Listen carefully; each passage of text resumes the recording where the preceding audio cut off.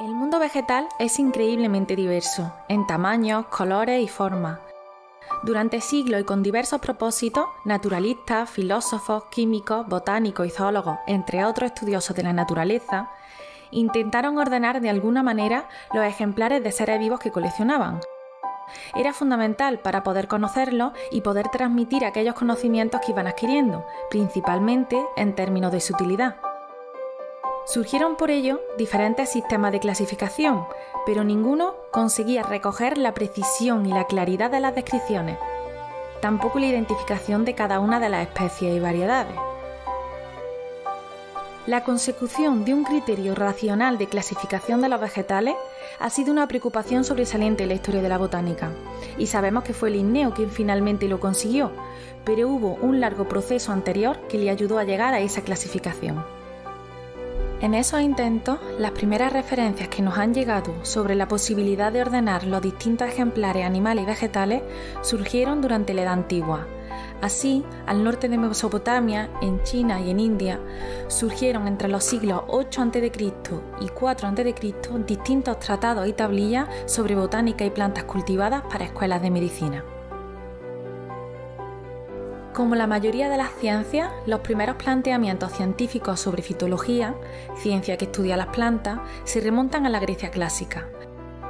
Aristóteles y su discípulo Teofrasto desempeñaron un papel crucial al tratar de establecer criterios que permitieran clasificar animales y plantas en forma sistemática y jerárquica.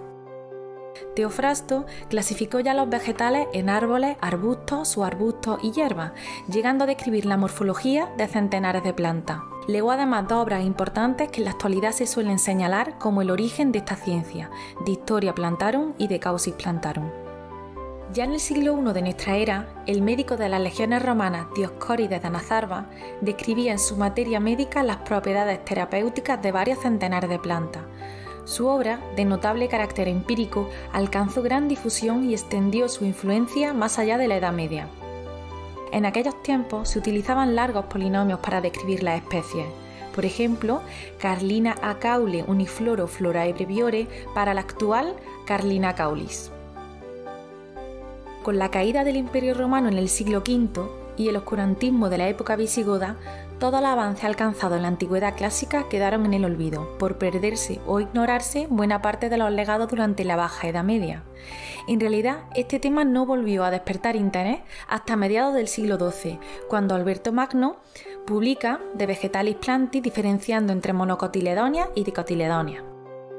Ya en los siglos XV y XVI, la botánica se desarrolló como una disciplina científica, separada de la herboristería y de la medicina, si bien continuó contribuyendo a ambas. Diversos factores permitieron el desarrollo y progreso de la botánica durante estos siglos: la invención de la imprenta, la aparición del papel para la elaboración de los herbarios y el desarrollo de los jardines botánicos. Todo ello unido al desarrollo del arte y la ciencia de la navegación que permitió la realización de expediciones botánicas. En el siglo XVI se esbozó el concepto de género e inició la simplificación de la nomenclatura botánica. También el inglés John Ray publica su Métodos Plantarum Nova, en el que se incluye la descripción de más de 15.000 especies y plantea la conveniencia de utilizar un nuevo concepto de especie. El siglo XVIII fue el de las luces y de la ilustración, pero también el siglo de oro de la botánica, disciplina que entonces alcanzó la fértil madurez que nos ha conducido hasta ahora. Una botánica que atraía en aquellos tiempos tanto por la continua incorporación de ejemplares a los ya existentes y los desafíos conceptuales asociados, como por los innumerables usos que se fueron conociendo de las plantas, conocimientos y usos que permitían abordar con solvencia y esperanza muchos de los retos a los que se enfrentaban las renovadas necesidades de la humanidad, alimentarias, medicinales, textiles, tintorias, constructivas. El siglo XVIII fue también el comienzo de las expediciones botánicas, con la entrada en Europa de miles de nuevas especies. Pero ha sido Carlos Linneo la figura más destacada dentro del campo de la botánica, siendo considerado como un eminente científico del siglo XVIII que dedicó la mayor parte de su vida a estudiar y clasificar plantas y animales. Hoy en día se le reconoce como el padre de la taxonomía. Él fue el inventor del sistema binomial de clasificación de especies que se utiliza en la actualidad. Sistema que reúne dos importantes requisitos, precisión y concisión, y triunfó. Ya no haría falta utilizar largos polinomios para describir las especies, sería suficiente el empleo de dos palabras. Además, en su obra Genera Plantarum, reunió a las plantas clasificadas en 24 grandes grupos o clases, según la semejanza o diferencia en el número y disposición de los órganos reproductores.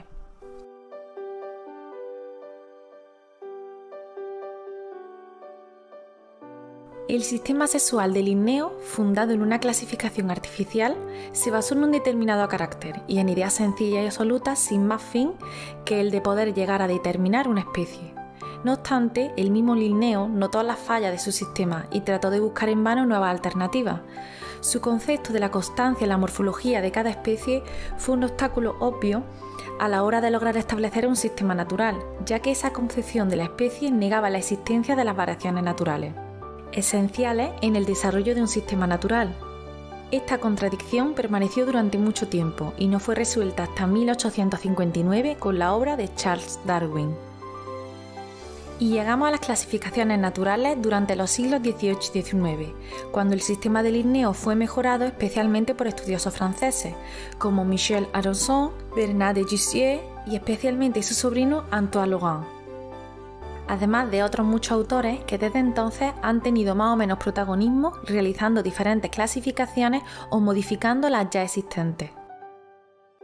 Gracias a la teoría de la evolución de Darwin se consolidan los sistemas de clasificación natural, basados en órganos homólogos frente a los análogos y tratando de agrupar los organismos acorde a su relación evolutiva, lo que supuso un punto de inflexión en los sistemas de clasificación.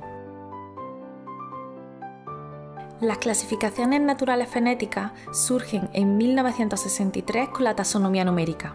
Para ello, analizaron gran cantidad de caracteres morfológicos o fenotípicos y aplicaron modelos matemáticos para construir árboles genealógicos. Sin embargo, estos modelos carecen de fiabilidad evolutiva, algo por lo que se apostaba en esa época. Las clasificaciones naturales cladísticas consideran la evolución como una constante dicotomía. De esta forma se pueden identificar los caracteres ancestrales y su evolución en los diferentes grupos, teniendo caracteres pleisomórficos o caracteres ancestrales y caracteres apomórficos o derivados. Con el uso de esta clasificación se han ido obteniendo las ramas de un árbol por derivación de caracteres apomórficos. Con el descubrimiento por parte de Watson y Crick de la cadena de doble hélice de ADN, se desarrollan las técnicas genéticas y moleculares, llegándose a descartar los caracteres fenotípicos. De esta forma surge un nuevo sistema molecular basado en ADN y proteínas para clasificar a los seres vivos. Las clasificaciones más cercanas a nosotros en el tiempo son las clasificaciones naturales sintéticas o neodarwinismo, basadas en el darwinismo pero aplicando los conocimientos actuales de genética, lo que permite explicar la variabilidad de individuos de una especie y cómo se heredan esos caracteres desde sus progenitores. Esta clasificación se basa en estos principios. Los caracteres adquiridos no se heredan. Las variaciones genéticas entre individuos se deben a las mutaciones y a la combinación aleatoria de genes y la reproducción sexual. La selección natural actúa sobre los individuos de una población adaptándose a las condiciones ambientales. Y la evolución de una población es un proceso gradual en el que se van acumulando pequeñas variaciones que se producen en el ADN. Sin embargo, las herramientas moleculares tienen también sus limitaciones, como la ausencia de fósiles para explicar las nuevas especies surgidas, las diferentes tasas de mutación, no llegando a explicar la especiación reticulada como resultado de la selección divergente con base ecológica, diferencias ambientales, interacciones y selección natural. En definitiva, ningún método de clasificación tuvo el éxito incomparable del sistema sexual de Linneo, gracias sobre todo a su estructura binaria, a la precisión y claridad de las descripciones y de la distinción de especies y variedades, y a la reunión de todas las conocidas en su género. Sin embargo, la sistemática, es decir, la encargada de clasificar la especie a partir de su historia evolutiva, aún está en discusión y sigue avanzando y complementándose a medida que aprendemos de la naturaleza.